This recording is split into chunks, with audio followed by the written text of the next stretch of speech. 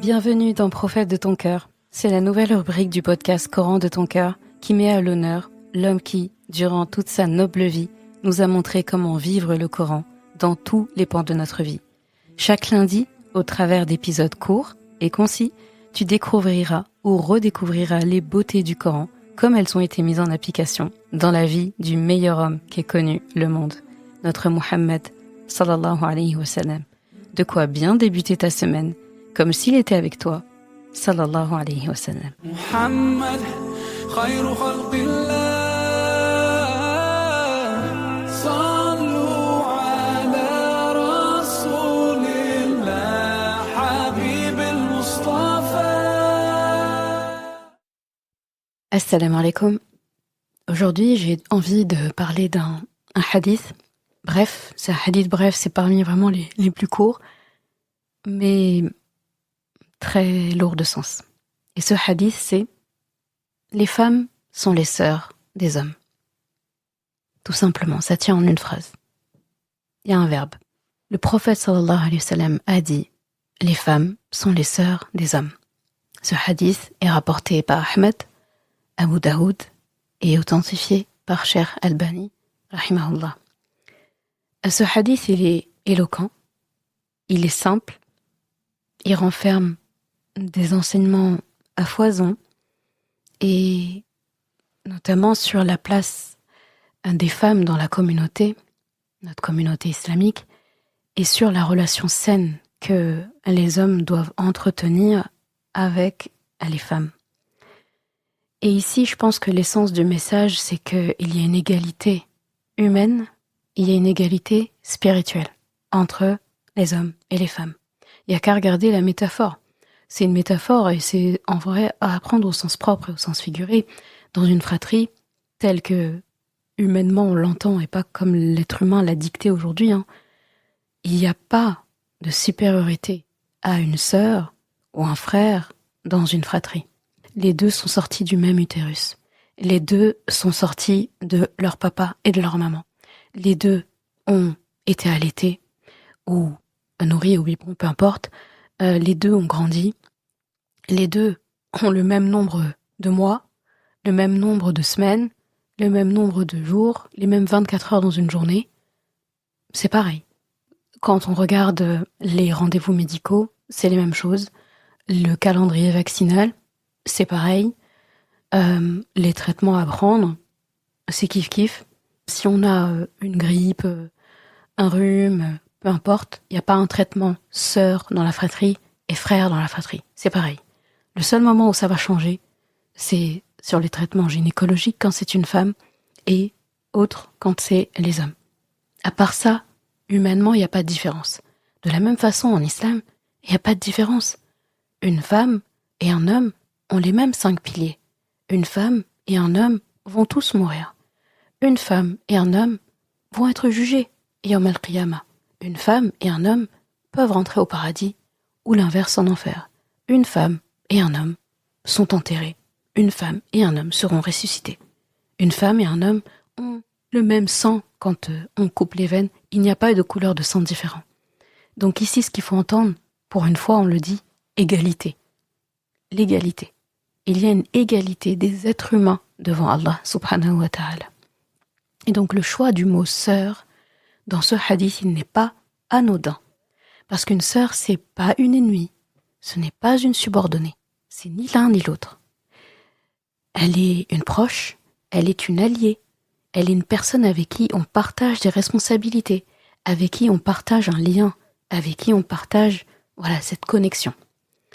Et le prophète sallallahu alayhi wa sallam, en utilisant cette formulation, ici je pense qu'il nous rappelle que les femmes et les hommes sont des partenaires dans leur mission commune sur terre, qui est d'adorer Allah, de construire une société juste, une société qui est harmonieuse, tout simplement, non? Et le Coran, notre Coran, vient confirmer cette idée. Et là, je pense à une ayah, celle qui me vient en tête, c'est dans Surat Tawbah, la ayah 71, où Allah subhanahu wa ta'ala dit dans le sens « Les croyants et les croyantes sont alliés les uns des autres. Ils ordonnent le bien ils interdisent le mal, ils accomplissent la salat, ils s'acquittent de la zakat, ils obéissent à Allah et à son messager. Là, dans cette ayah, le fait qu'il mentionne bien les croyants et les croyantes, alors qu'il y a des passages où il va juste dire « al-mu'minoun », donc les croyants, pour inclure tout le monde, comme quand on dit l'homme avec un grand H, l'être humain. Là, quand on dit l'être humain, on pense pas homme seulement masculin, on va penser homme et femme. Ici, il précise les croyants et les croyantes. Ici, son objectif, c'est vraiment de dire qu'on est des alliés. Là, cette ayah, elle est magnifique, je voulais dire. Elle est magnifique. Parce que Allah, ici, dit que l'homme et la femme, les croyants et les croyantes. Donc, il a élevé le niveau. Il n'a pas dit l'homme et la femme. Il n'a même pas dit muslimoun et muslimat. Il a dit mu'minoun et mu'minat. Pour dire que il n'y a que ceux qui ont compris la foi, qui comprendront que les uns et les autres sont des alliés. Peut-être qu'il est là le problème aujourd'hui dans notre société où on a l'impression que les femmes et les hommes sont des ennemis, sont des adversaires, que l'une est subordonnée à l'autre. C'est parce que peut-être que c'est la foi qu'on doit réviser. Peut-être que c'est notre foi, notre iman qu'on doit réviser. Parce que si notre iman est clair et si on est vraiment des mu'minoun, si on est ces agriculteurs du iman comme Allah subhanahu wa ta'ala nous définit dans le Coran, notamment dans Surat Mu'minoun, dès les premières ayahs, il nous explique comment être des bons croyants. Eh bien, peut-être que si on était ces croyants-là, si on le devient, eh bien, on comprendrait qu'on est des alliés les uns et des autres. Et là, on servirait d'exemple pour l'humanité. Et là, peut-être l'humanité tendrait plus vers cette alliance des deux, cette égalité. Et s'il le dit, il dit ils sont des alliés les uns des autres en fait. Ils font la même chose. Ya'muruna bil ma'ruf wa yanhauna 'anil munkar wa yuqimuna as-salah wa yu'tuna az-zakah. Bah c'est ça. Wa yuti'una Allah wa rasulahu. Donc là je viens de redire la ayah mais en arabe. Donc ici, il y a une responsabilité mutuelle. D'accord ? Ce hadith, il nous rappelle que les femmes, ne sont pas des concurrentes, elles sont pas des adversaires des hommes. Elles sont des compagnes de route. Et pour les hommes, ça veut dire qu'ils doivent protéger ces femmes, qu'ils doivent les respecter, qu'ils doivent soutenir les femmes, surtout de leur communauté, qu'elles soient leur mère, leur épouse, leur sœur biologique, ou non, leur sœur filaire, tout simplement. Ça implique aussi que il faut pas réduire les femmes à des stéréotypes ou à des rôles de subordonnés, comme c'est le cas aujourd'hui, qu'on se le dise. Les femmes sont des individus qui sont dotés d'une valeur égale devant Allah, dans certaines situations plus, même dans leur rôle de mère, dans leur rôle de nourricière. Et quand on regarde le prophète sallallahu alayhi wa sallam, on voit très bien qu'il est un modèle à suivre dans sa relation avec les femmes, que ce soit avec ses épouses, ses filles, c'est les femmes de la communauté, les femmes de sa famille, les femmes en dehors de sa famille, eh bien il montrait toujours du rifq, de la douceur, de la considération, de la reconnaissance de leur intelligence et de leur rôle essentiel dans la communauté. Il les écoutait. Il y a des règles, il y a des situations qui ont été réglées pour la communauté, des situations où la communauté a été sauvée par l'intervention d'une femme que le prophète sallallahu alayhi wa sallam a écoutée. Là, je pense notamment, là, ce qui me vient tout de suite en tête, c'est soit son épouse Khadija, radiyallahu anha, notre mère Khadija, ou son épouse Salama, radiyallahu anha, qui avait sauvé une situation qui aurait pu être très compromettante pour les musulmans. Et le prophète sallallahu alayhi wa sallam nous dit le meilleur, en fait, c'est celui qui est le meilleur, en fait, avec sa famille. Et dans d'autres passages, il parle du fait d'être bon envers les femmes. Ça, on pourrait dire qu'il y a la notion familiale dans le premier cas, mais il y a la notion, en fait, d'être bon envers les femmes de manière générale. D'accord ? Donc, là, je pense qu'aujourd'hui, on a vraiment besoin de réparer un lien qui est abîmé dans nos sociétés. Aujourd'hui, on vit une époque où les relations hommes-femmes sont vraiment et souvent conflictuelles. Il n'y a qu'à ouvrir les réseaux sociaux pour le voir. On a l'impression que les hommes détestent les femmes, que les femmes se méfient des hommes et leur font plus confiance. C'est dur à regarder.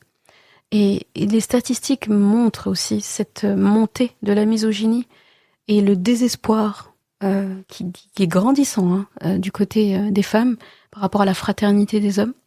Bah, ça contraste beaucoup, en fait, ça, avec l'exemple de notre prophète, sallallahu alayhi wa sallam, qui voyait en chaque femme une sœur en humanité et une sœur dans la foi. Et là, je pense qu'on pourrait avoir quelques pistes de réflexion, d'amélioration, mais surtout beaucoup de réflexion pour le moment. Par exemple, pour les hommes. Si vous, les hommes, vous considérez une femme comme votre sœur, eh bien, est-ce que vous pouvez vraiment, dans ce cas, la rabaisser, l'exploiter, la maîtriser, la mépriser, la détester, comme Rasulullah sallallahu alayhi wa sallam dit qu'un croyant ne déteste pas une croyante. Il l'a interdit, en fait.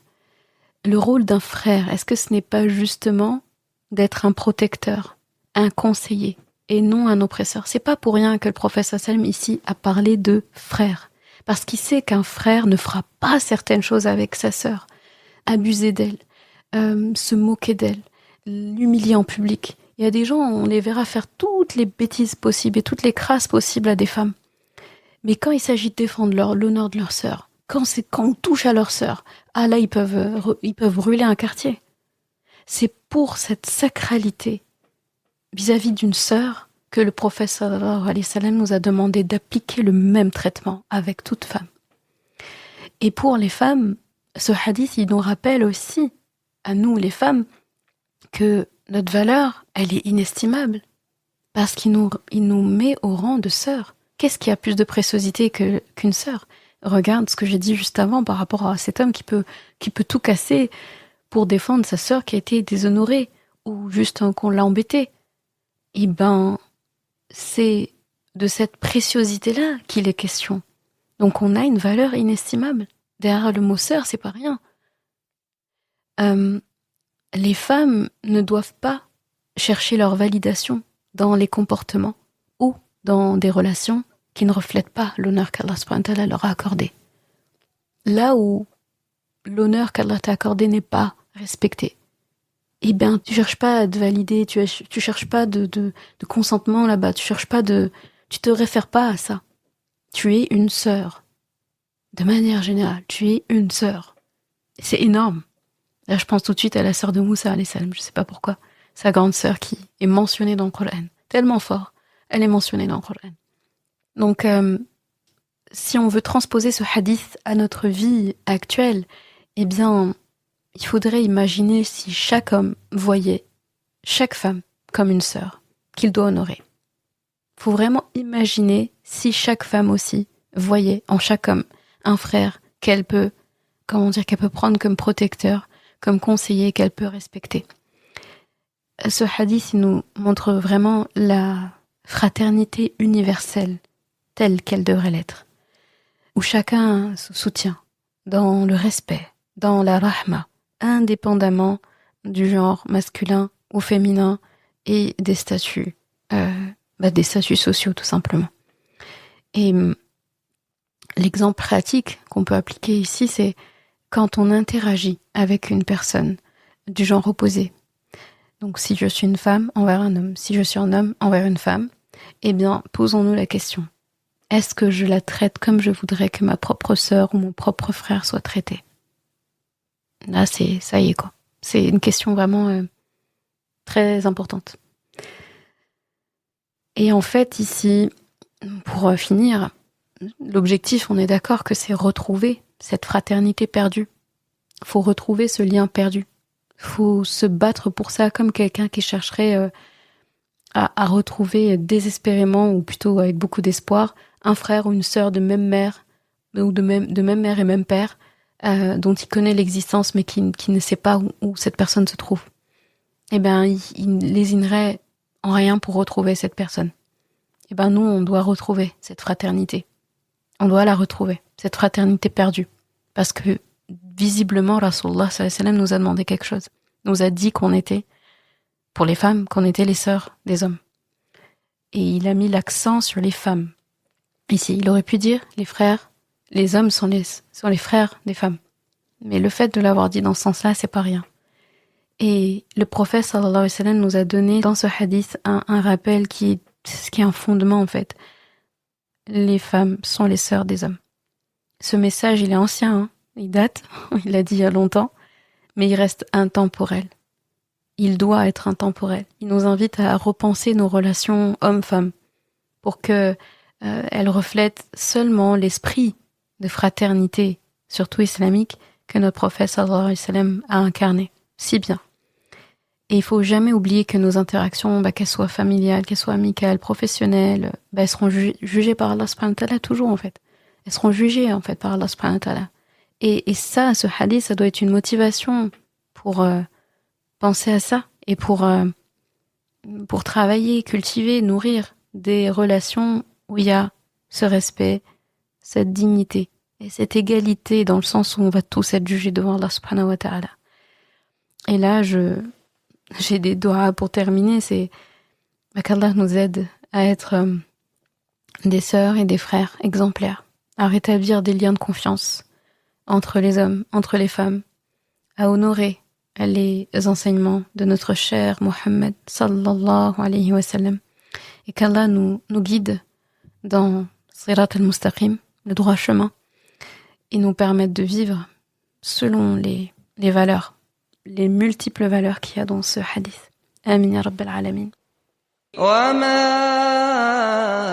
أَرْسَلْنَاكَ إِلَّا رَحْمَةً لِلْعَالَمِينَ. Et nous ne t'avons envoyé que comme rahma pour l'univers.